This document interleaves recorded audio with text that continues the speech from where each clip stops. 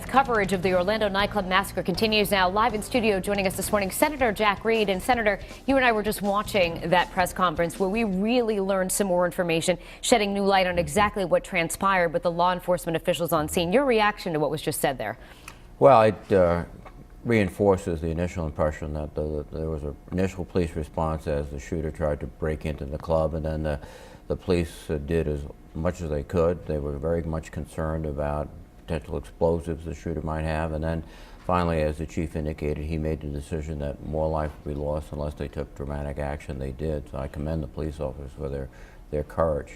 Now, back here at home, we spoke with Governor Raimondo yesterday about our upcoming Pride Fest here in Rhode Island. Do you have concerns about security for this event here in our state? Well, we have to go forward. I mean, we can't be intimidated by this violence. We can't surrender to violence. That means that the violent and those people prevail. They can't. So we have to go forward. I think sensibly we have to have security measures. I'm sure the state police, local police, federal authorities will cooperate together. But it's very important that we don't be intimidated by this type of violence.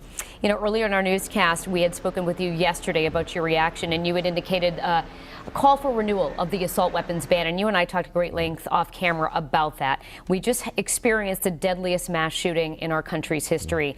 What do you think is going to be the effort now to have this ban happen, or do you think we're still going to see the same resistance that we've seen from these from the NRA and other groups? We're going to try again, but unfortunately I think we'll see the same resistance. I think it's less and less credible as these incidents multiply.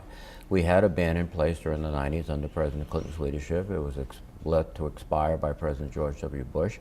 I don't think it makes any American more safe. I think it, in fact, as we saw in Orlando, multiplies the casualties in these types of incidents just by the nature of the weapon. Right. I used an assault weapon when I was an Army officer. It's designed for mass casualty. That's why it was created.